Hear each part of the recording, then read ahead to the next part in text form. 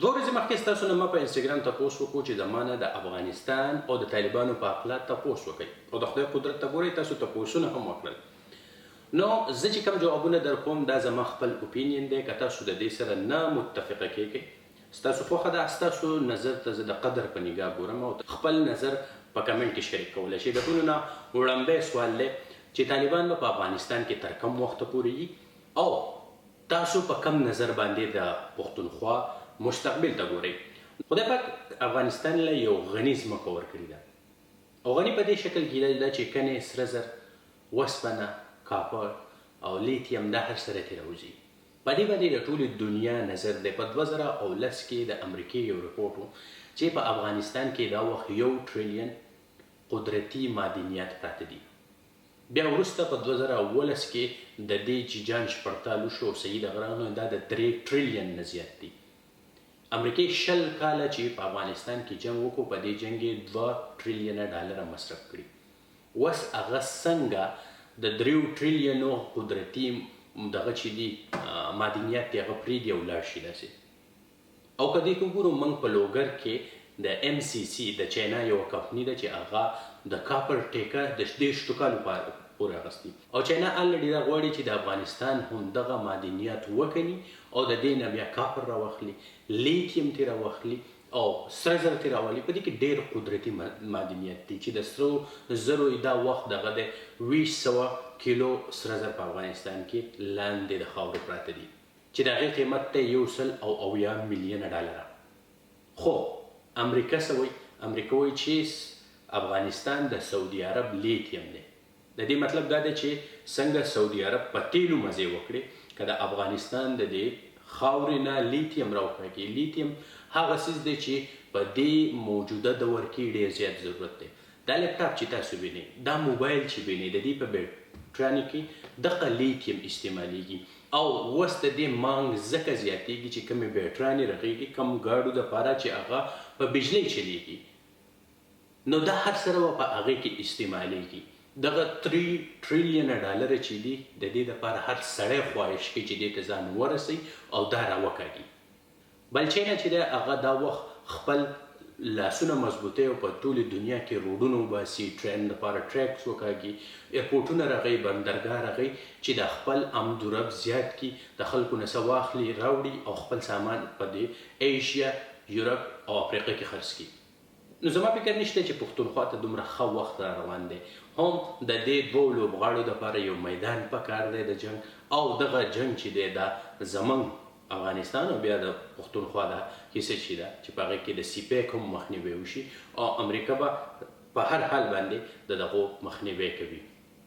بل تاسو وایي چې په افغانستان کې به طالبان تر کم وخته پورې وي.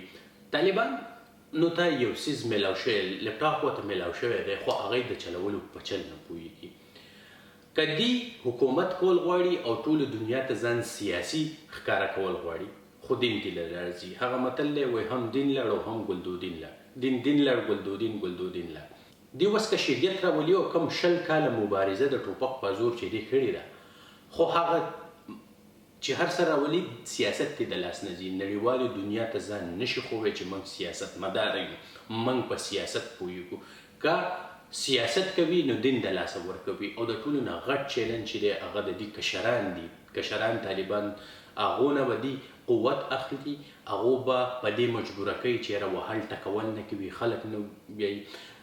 دغه نظریه دغه سوچ په د هغو بدلی چې د امریکې خلاف د اوسه پورې موږ جنګ کوو خو اوس حالات داسې راغلي چې د هغو د سفارت مخې ته به تاسو ولاړ یې، د هغو څوکۍ به کوئ. کم سکولونه کالجونه چې تاسو ورانول او د هغې ماشومانان به زورول اوس به تاسو د هغې حفاظت کوئ. هغه سکول، کالج، یونیورسټي، هغه روډ، هغه پل چې کوم موږ اولزولي هغه اوس مسلمانان شوي دي. هغه جینۍ د ټي وي په شیشه چې به راتله او تاسو به وجله وه او مرګ یې روا و، هغه د جینۍ به اوس تاسو حفاظت کوئ. زموږ مشران به هغې ته ځي او هغې له به انټرویو ورکوي. نو دا یو ډېر غټ کیپ دی چې د هغو د مشرانو د کشرانو په منځ کې به وي. دغه کشران به دې کنټرول کوي تر څو چې دغه نه وي کنټرول شوي او د دې دا سوچ او فکر نشي بدل شوی. نو زما فکر نشته چې دوی په اسانه حکومت وکړي. که دوی په اسانه حکومت وکړي او دوی په خپل خوی بوی او وحشت کې تبدیلي راوړي نو چې د دې د لاسه وحشت لاړو د دې زور کمیږي. ولې د 20 کاله د دنیا نه شاته پاتې شوي دي، دی د دنیا په یو اړخ نه پوهېږي او دی د دې وخت کې ځان نشي پیټ کولی چې ورسره لاړ شي. نو که دی یو 2 کاله نور هم پاتې شي، د طالبانو زور بغیر ټوپک نه ختمیږي. نیکسټ کوېسچن. یو ورور تپوس کوي چې اشرف غني ښه وکړل چې لاړو او ریزاین یې ورنکړو. زه وایم چې که تاریخ موږ وګورو د دې نه مخکې ډاکټر نجیب هغه هم دغه شان حالاتو نه تېرېدو، په آخر کې هغه طالبانو ووجلو او د هغه مړ وجود چې دی هغه یې بیا ځوړند کړو. نو که موږ وګورو په دې خطه باندې زموږ په دې ځای باندې امریکې ته یا انټرنیشنل لوبغاړو ته اډی ګډی پکار دی، ډز پکار دی، دماکه پکار ده. افغانستان صدر اشرف غني ښه کار کړی دی چې بغیر د دغه نه جنګ نه، بغیر د خانه جنګۍ او د یو بل د وژنو او د وینې د توروولو نه هغه دا ځای پرېښودی دی او تللی دی. په دې ګیم باندې به تاسو یو 15-16 میاشتې کې پوهه شئ او دا به تاسو ته واضح شي چې هغه هر سره ولې داسې پرېښودي دي. نو زه د هغه دې فیصلې ته ډېر په ښه نظر باندې ګورم چې هغه بغیر د وینې تویولو نه هغه وتی دی. په هر حال به طالب دلته راتلو، خو که دی څومره په طاقت او په وحشیانه انداز باندې راغلی وی، دا به د افغانستان د خلکو په ګټه نه وه او د حالات چې وس دي کوم نرمي ښیي دغه به پکې نه و. نیکسټ کوېسچن. بل ورور دا تپوس کوي چې طالبان په دې تور دور کې به هنرمندان کنسرټونه کولی شي، موسیقي به خلک اورېدی شي، انټرټینمنټ چینلې به کار کوي او که نه. ورور خبره داسې ده چې اول به د طالبانو ذهنونه بدلیږي، مشران به اتڼ اول د ټولو نه اول به اتڼ حلالېږي، بیا ورپسې ټاپه. دا به وخت الدي، دومره اسانه نه ده چې بس ته راشي او ډایرکټ اتڼ یې هم حلالې کړي او خلکو ته وایي چې ډولونه هم ووایي، ټاپې هم کوی او ګډېږئ هم. ولې د کومو طالبانو سره چې ټوپکې دي او 20 کاله دي دپاره جنګېدلي دي، دي د هر سره دي ته نشي سپینولی. خو د دنیا نظر په دې دی، انټرنیشنل میډیا هلته ناسته ده، خلک پې نظر ساتي او دا ورته وایي چې نه جنت ته خو تاسو چې تلئ د هغې لپاره بل وجل یا ځان وجل ضروري و. خو اوس چې دی دا تاسو د دنیا په چپټر کې را دننه شي او په دنیا کې دا څیزونه به ضروري وي. نو زما فکر نشته چې دومره په اسانۍ باندې او دومره زر په افغانستان کې بدلون نشي چې خلک کنسرټونه هم کوي، موسیقي هم اوري او ډولونه هم وهي. دا به لږ وخت اخلي، خو د طالبان مشران تاسو ګورئ دا به دي حلالۍ او خلکو ته وایي چې واره کډان. نیکسټ کوېسچن. بل سوال دا دی چې د افغانستان بیرغ بدلول نه دي پکار او دا د 102 کالو تاریخ لري. د دې سره زه اتفاق نه کوم، دا په 100 کالو کې 18 پیرې بدل شوی دی. خو زه بیا هم د افغانستان خلکو له داد ورکوم او هغو ته سلام کوم چې د یو داسې وحشت په دور کې چې مخ ته کس خبره نه کوي، خبره اوري، نو هغه انسانیت نه پیژني، هغه صرف او صرف د بل په مرۍ باندې غلی کېږي، وژني او د ژوند هغه چپټر وله ختموي. د هغې مخامخ راوتل، هغو ته خپله جنډه ښودل او هغه ودرول، نو دا هغه سیاسي ګټې دي کوم چې اشرف غني د خلکو دپاره کولې او دا خلک اوس سیاسي او شعوري ګټې دې وطن ته راوړي. هر سړی انډیویژول، هر سړی یوازې دا سوچ کوي چې یاره دا زما وطن دی، دا زما خاوره ده، زما په دې خاوره باندې زما هوا چلیږي او د دې حفاظت په ما باندې فرض دی. زه فکر کوم چې د دې ملي بیرغ په بدلولو باندې سیاسي ګټې د افغان ولس لاس ته راځي او دا یو ډېر ښه پازیټیو اچیومنټ و.